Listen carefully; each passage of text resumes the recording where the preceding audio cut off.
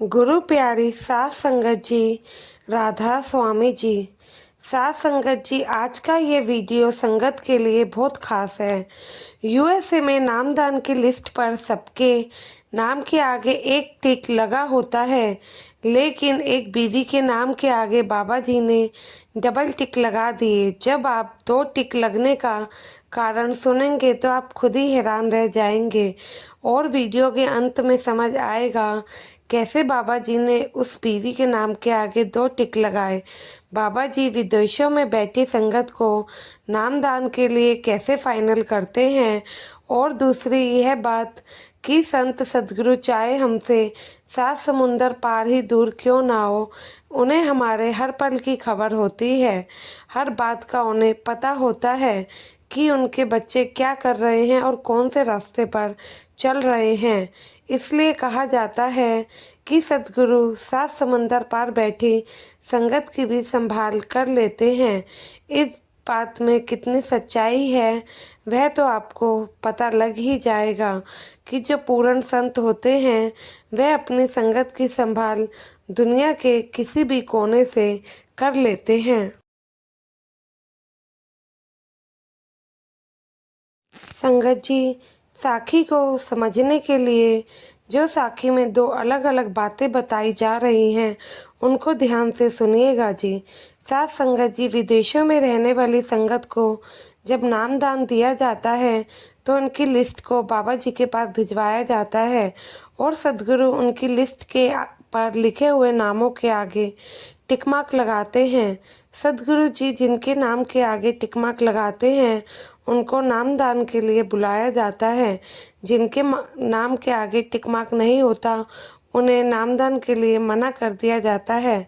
ऐसे में एक बार यूएसए में नामदान लेने वालों की लिस्ट बनाई गई।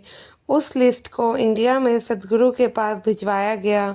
सदगुरु जी ने सबके नामों के आगे टिक मार्क लगा दिए। एक नाम के आगे दो बार टिक मार्क लगा दिए थे और फिर उस लिस्ट को जब वापस यूएसए में भिजवाया गया और वह लिस्ट यूएसए पहुंची तो वहाँ के जो सेवादार थे उन्होंने लिस्ट पर टिक मार्क चेक किए, संगत को नामदान देने का दिन और समय बताना शुरू किया।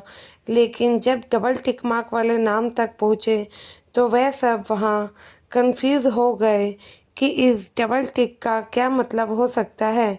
क्या सतगुरु जी इनको नामदान देना चाहते हैं या नहीं, किसी को कुछ समझ नहीं आया। किसी को तो सेक्रेटरी साहब को बुलाया गया और उनसे पूछा गया कि सबके नाम के आगे तो एक टिक मार्क है, लेकिन इन बीवी के नाम के आगे डबल टिक कैसे है, अब क्या किया जाए। तब यह चीज़ सेक्रेटरी साहब के लिए भी नई थी, उन्हें भी कुछ समझ नहीं आ पा रहा था। तो सेक्रेटरी साहब ने डेरे में फ़ोन किया और पूछा कि सदगुरु जी ने एक बीवी के नाम के आगे डबल टिक लगा दिए हैं।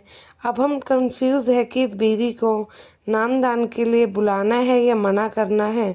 तो सेक्रेटरी साहब को डेरे में से जो जवाब मिला वह सुनकर सेक्रेटरी साहब भी हैरान रह गए और वह समझ गए सदगुरु अपनी संगत की संभाल सात समुंदर पार से भी कर लेते हैं, उनसे कुछ नहीं छुपा हुआ।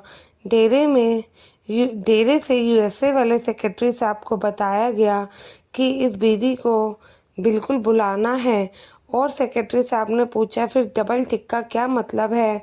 तो डेरे में से बताया गया कि यह बीवी अभी प्रेग्नेंट है इनके नाम के आगे, इसलिए डबल टिक लगाया गया है। जब यह बात यूएसए में सबको पता चली तो सब के सब हैरान रह गए। फिर उस बीवी से पूछा गया कि जब आप नामदान के लिए फॉर्म भर रही थी तब आपने क्यों मेंशन नहीं किया कि आप प्रेग्नेंट हो। तो वह बीवी कहने लगी, जब मैंने अप्लाई किया था उस समय तक मैं प्रेग्नेंट नहीं थी। साथ संगत जी, जब हम सोच समझकर बैठ जाते हैं कि सदगुरु को हमारी कोई खबर नहीं होती है, हम पता नहीं क्यों भूल जाते हैं जो पूर्ण संत होते हैं वो आपके या हमारे जैसे आम नहीं हैं, बल्कि वह तो कुल मालिक का ही रूप है। जितनी रूहों की जिम्मेदारी लेकर आए हैं उतनों को तो उन्होंने तारना ही है, उतनों रूहों को फिर वो यहाँ सर लेके ही जाएंगे। उस रूह का अभी जन्म ही क्यों ना हुआ हो। साथ संगत जी, अब आपको सदगुरु बड़े महाराज जी की बात बताते हैं। साथ संगत जी, ये बात तो आप सभी तक जानते ही होंगे, जब लंगर पर सदगुरु जी की दृष्टि नहीं पड़ती है तब तक लंगर को संगत में नहीं बांटा जाता है। बड़े महाराज जी के समय भी संगत में से बहुत लोगों ने देखा कि अब होगा, और अब यही चीज़ हमारे सदगुरु के समय में भी है। यह सब ही देख रहे हैं कि सदगुरु की दृष्टि पड़े बिना लंगर प्रसाद नहीं बनता। साथ संगत जी, एक बार बड़े महाराज जी अपने किसी ज़रूरी काम में बहुत ज़्यादा बिजी थे और अपने ऑफिस में बैठे हुए थे। महाराज जी हमेशा लंगर पर अपनी दृष्टि डालते थे और उसके बाद सेवादार लंगर को बरतना शुरू करते थे। एक दिन महाराज जी बहुत ज़्यादा बिजी थे तो सेवादार महाराज जी के पास गया और कहने लगा, महाराज जी, आज आपने लंगर पर दृष्टि नहीं डाली, इसलिए आप एक बार लंगर पर दृष्टि डाल दीजिए, उसके बाद वह लंगर को बरताने का काम शुरू करेंगे।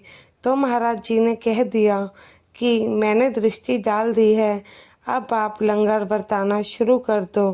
तो सेवादार ने पूछा कि महाराज जी, लेकिन आज तो आप ऑफिस से बाहर ही नहीं निकले हैं। तो महाराज जी ने फरमाया, तो वह बताते हैं, हम जो उन्होंने कहा वह बहुत ही हैरान भरी बात थी। उन्होंने कहा, अगर मेरी दृष्टि दीवार के उस पार तक नहीं जा सकती तो 7 समंदर पार बैठी संगत की संभाल कैसे हो सकती है। महाराज जी का यह जवाब सुनकर सेवादार समझ गया और उन्होंने संगत में लंगर बरताना शुरू किया। साथ संगत जी, मुझे पूरा यकीन है कि इन बातों पर को सुनकर आपके मन में भी जरा सा डाउट होगा तो वह क्लियर हो गया होगा कि हमारे सदगुरु जानी जान है। आपके मन की हर दुविधा, हर परेशानी, जो भी हमारे मन के विचार होते हैं वह बड़े ही आसानी से उन्हें पता होते हैं। सब कुछ उन्हों की ही तो देन है। अगर हमें थोड़ा बहुत दुख भी आता है तो हमें घबराना नहीं है, वो भी सतगुरु की ही देन है। अगर आपके ऊपर दुख के दिन ज़्यादा समय तक नहीं रहेंगे, इसलिए उन पर विश्वास रखिए और उनके हुक्म में रहकर जीवन को जिया जाए तो ज़िंदगी आसान हो जाएगी। साथ संगत जी, इसी के साथ आपसे आशा है कमेंट में राधा स्वामी लिखकर चैनल को सब्सक्राइब करके चैनल का हिस्सा ज़रूर बनिएगा जी। गुरु प्यारी साथ संगत जी, राधा स्वामी जी।